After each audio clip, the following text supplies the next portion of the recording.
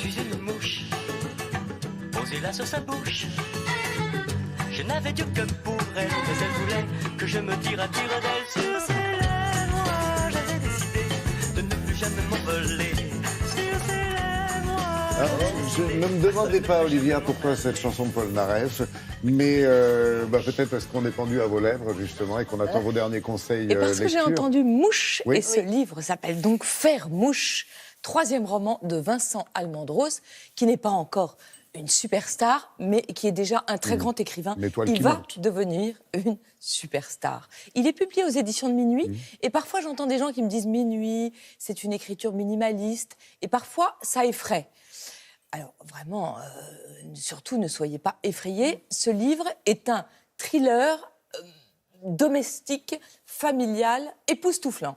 Alors c'est vrai que ce sont des phrases comme ça, très courtes, mais cette apparente simplicité, elle cache un sens du détail, mais époustouflant. C'est-à-dire que c'est un livre, c'est pas que vous lisez, c'est que vous voyez.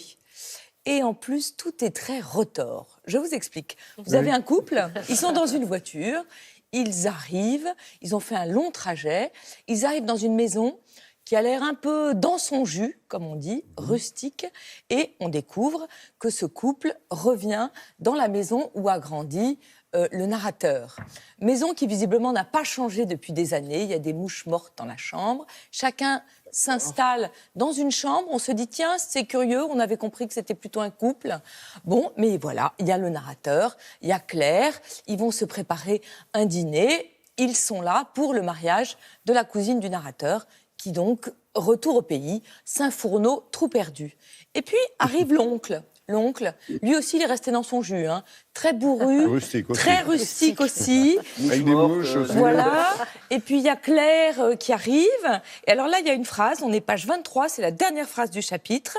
Je lui désignais Claire de la main à l'oncle. Et là, cette phrase, je te présente Constance.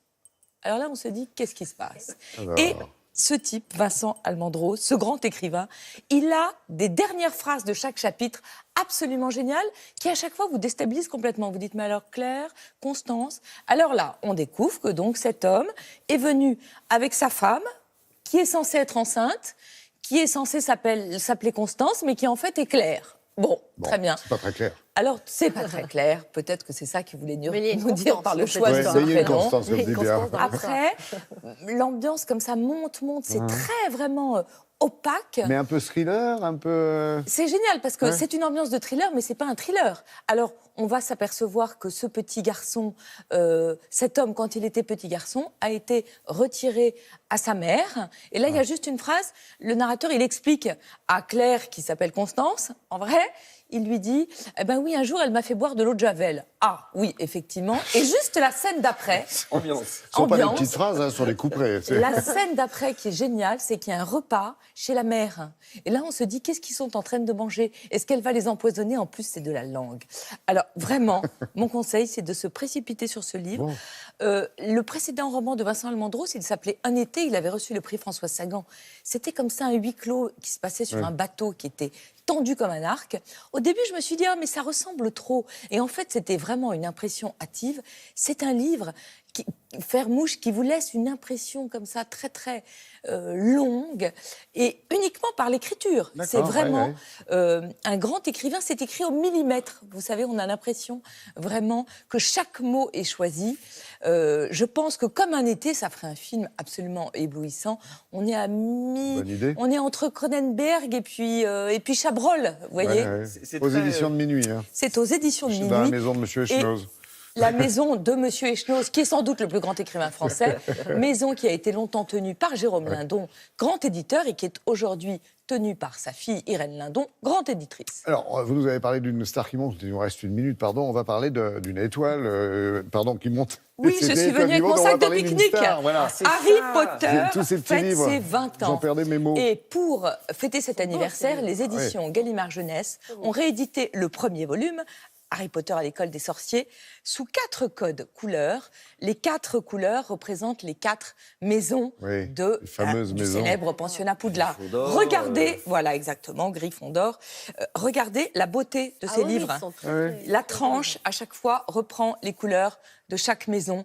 Et moi, je pense que les enfants, il faut leur donner des livres, non seulement qu'ils soient bons, mais en plus qu'ils soient beaux. Ceux-là sont absolument sublimes. Juste quelques chiffres. Harry Rapidement, Potter ouais. est sorti il y a 20 ans. Vous savez combien ils en ont vendu depuis? 450 millions d'exemplaires dans 200 pays traduits en 79 langues. J.K. Rowling, elle est devenue plus riche que la reine d'Angleterre. Mais ce qui est important, c'est que ces livres, ils sont formidables et qu'ils ont donné le goût de lire à toute une génération d'enfants. Il y a des nuits Harry Potter organisées dans toutes les librairies de France. Vous tapez 20 ans Harry Potter.